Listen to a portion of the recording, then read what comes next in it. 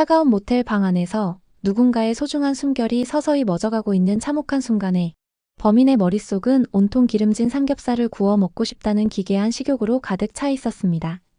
최근 우리 사회를 깊은 충격과 공포에 빠뜨린 연쇄 살인 사건의 피의자는 중고거래 애플리케이션과 데이트 앱을 통해 일면식도 없는 남성들을 모텔로 유인한 뒤 숙취 해소제로 위장한 치명적인 약물을 먹여 연쇄적으로 목숨을 앗아갔습니다. 자신이 방금 전까지 마주보며 대화하던 낯선 사람에게 약물을 먹여 생명을 앗아가고 있으면서도 그녀의 신경은 오직 자신의 허기를 채워줄 다음 식사 메뉴를 고르는 데에만 철저하게 집중되어 있었던 것입니다. 도무지 일면식도 없는 낯선 사람들을 범행의 표적으로 삼아 그들의 생명을 짓밟았다는 사실, 그리고 살인이라는 중대한 범죄가 발각될 것이 뻔한 경찰의 출석 조사를 앞둔 상황임에도 아무런 은폐 노력조차 하지 않았다는 점은 인간의 상식을 완전히 무너뜨립니다. 오늘 우리는 이 잔혹한 범죄자의 궤적을 쫓으며 도대체 어떤 비틀린 심리가 작동했기에 이런 파괴적인 행동들이 일어날 수 있었는지, 그리고 이런 위험한 인간을 일상에서 어떻게 간파할 수 있는지 그 어두운 마음의 심연을 깊이 있게 추적해 보려고 합니다. 본격적으로 이 낯설고 어두운 범죄 심리의 미로 속으로 걸어 들어가기에 앞서 저희 들리는 심리 채널의 구독과 좋아요를 조용히 눌러주신다면 감사하겠습니다. 불안하고 상처받은 마음을 따뜻한 심리학으로 다독이는 저희 채널에 보내주시는 작은 다정함은 앞으로도 당신의 평온한 일상을 지키는 아주 든든한 힘이 될 것입니다. 가장 먼저 우리가 주목해야 할 지점은 그녀가 왜 자신과 아무런 원한 관계도 없는 낯선 사람들을 연달아 범행의 대상으로 선택했는가 하는 부분입니다.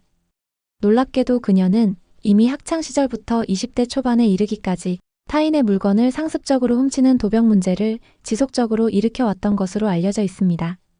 지인들의 증언에 따르면 그녀와 함께 있는 공간에서는 유독 친구들의 에어팟이나 지갑 같은 물건들이 자주 감쪽같이 사라졌고, 심지어 사람들이 공용으로 사용하는 센터에 비치된 생리대조차 자꾸만 없어져 주변의 의심을 샀다고 합니다. 더욱 소름 끼치는 것은 주변 사람들이 그녀가 훔쳐간 것을 눈치채고 직접적으로 물어보거나 추궁을 했을 때에도 그녀는 조금의 당황함이나 부끄러움도 없이 오히려 너무나도 당당하고 아무렇지 않은 태도로 일관했다는 사실입니다. 이는 단순히 어린 시절의 호기심이나 물건에 대한 일시적인 탐욕을 넘어서 타인의 권리와 감정을 완벽하게 무시하는 반사회적 성향의 아주 명백한 초기 징후로 해석해 볼 수 있습니다. 한 저명한 범죄심리 전문가의 분석에 따르면 이러한 만성적인 도벽은 물건 그 자체에 대한 무력이라기보다는 타인과 상황을 자신의 마음대로 쥐고 흔들려는 비틀린 통제 욕구의 발현이자 심각한 충동 통제 장애의 결과일 가능성이 높습니다. 남의 소중한 물건을 몰래 빼앗고도 들키지 않거나 들켜도 당당하게 맞서는 과정 자체에서 그녀는 자신이 타인보다 우위에 있다는 기괴한 우월감을 학습했을 것입니다. 이러한 서늘한 통제 욕구는 성인이 되면서 더욱 파괴적인 형태로 진화하여 온라인에서 만난 낯선 남성들을 자신의 주도권 아래에 두고 마음대로 조종하며 무너진 자존감을 억지로 끌어올리려는 살인이라는 극단적인 범죄로 이어졌습니다.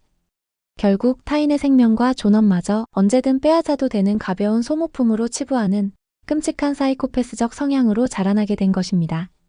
그녀에게 데이트 애플리케이션이나 중고거래를 통해 만난 사람들은 진심으로 마음을 나누는 친구가 아니라 그저 자신의 경제적 이득이나 얄팍한 식욕을 채우기 위해 언제든 마음대로 쓰고 버려도 되는 아주 편리한 도구에 불과했던 것입니다.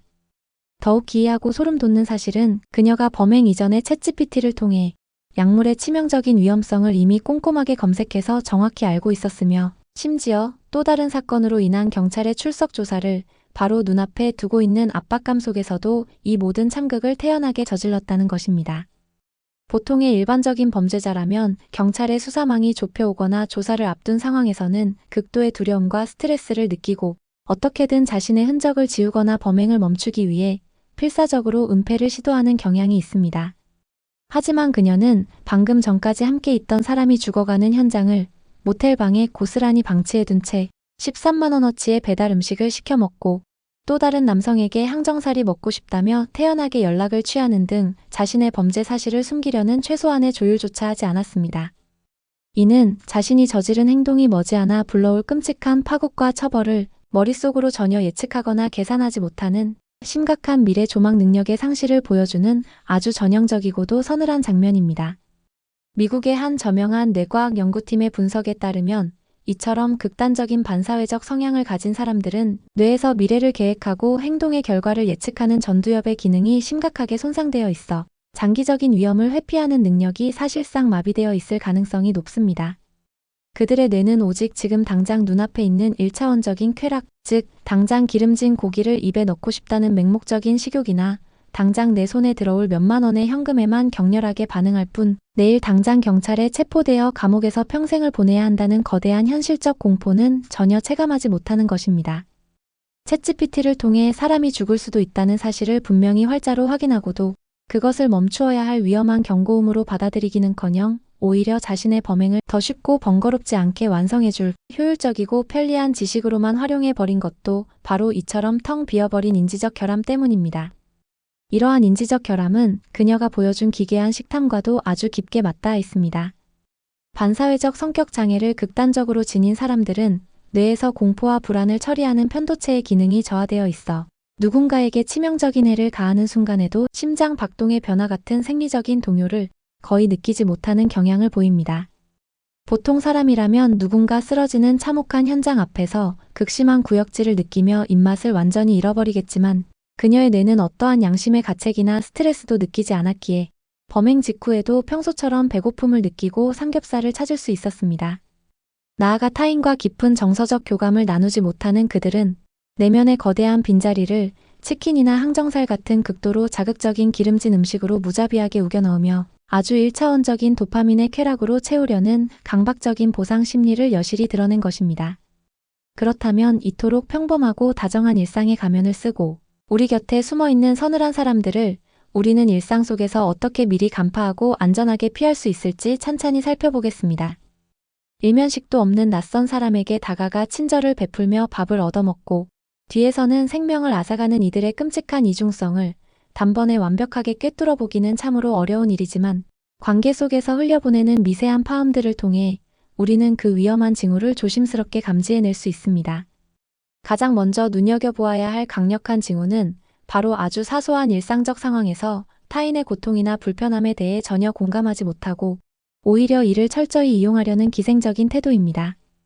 생존자에게 햄버거를 억지로 더 사달라고 조르던 범인의 행동처럼 만남의 과정에서 비용을 지불하는 것을 교묘하게 미루며 상대방의 경제적 호의를 당연한 권리처럼 끊임없이 요구하고 쉴 새 없이 물질적인 무언가를 갈취하려는 성향을 보인다면 이는 타인을 그저 자신의 욕구를 채워줄 수단으로만 여기는 아주 위험한 신호입니다. 또한 주변 사람들의 지갑이나 물건이 자꾸 없어지는데도 당사자는 전혀 부끄러워하지 않고 오히려 뻔뻔하게 상황을 넘기려 하는 모습을 보인다면 이는 충동 통제 장애와 통제 욕구가 결합된 서늘한 신호일 수 있습니다.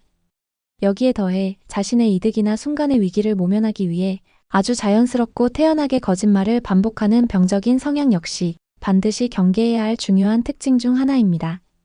보통의 사람들은 거짓말을 할 때 신체적인 긴장 반응을 보이지만 공감 능력이 결여된 이들은 심장 박동의 변화조차 없이 너무나도 완벽하고 뻔뻔하게 거짓된 상황을 연기해내며 상황을 남 탓으로 돌리곤 합니다. 주변의 앞뒤가 맞지 않는 말을 태연하게 내뱉고 그것이 명백하게 들통났을 때조차 조금도 미안해하지 않고 오히려 상대방을 조종하려 드는 사람이 있다면 이는 타인을 장기판의 말로만 여기는 성향일 수 있으므로 반드시 마음의 경계선을 높이고 조용히 심리적 거리를 두는 것이 가장 지혜롭고 안전한 방법입니다. 뉴스를 통해 일면식도 없는 낯선 사람의 목숨을 앗아가고 경찰 조사를 앞둔 상황에서도 태연히 고기를 찾은 이 기괴하고 파괴적인 범죄자의 행적을 접하시고 아마 많은 분들이 밤잠을 설치며 깊은 우울감과 인간에 대한 짙은 회의감을 느끼셨을 것입니다. 평범한 일상적인 만남조차 덜컥 두려워지고 타인이 베푸는 작은 친절 뒤에 혹시라도 끔찍한 악의가 숨어 있는 것은 아닐까?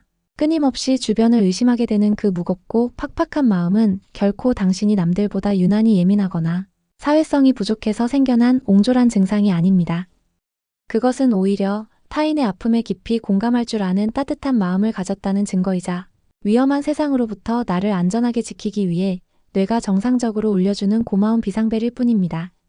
타인의 아픔에 완벽하게 무감각한 저 서늘한 범죄자의 뇌와는 감히 비교조차 할 수 없을 만큼 당신의 깊은 내면에는 타인을 향한 따뜻한 공감 능력과 살아 숨쉬는 찬란한 인간성이 변함없이 빛나고 있다는 가장 확실하고 다행스러운 증거인 것입니다.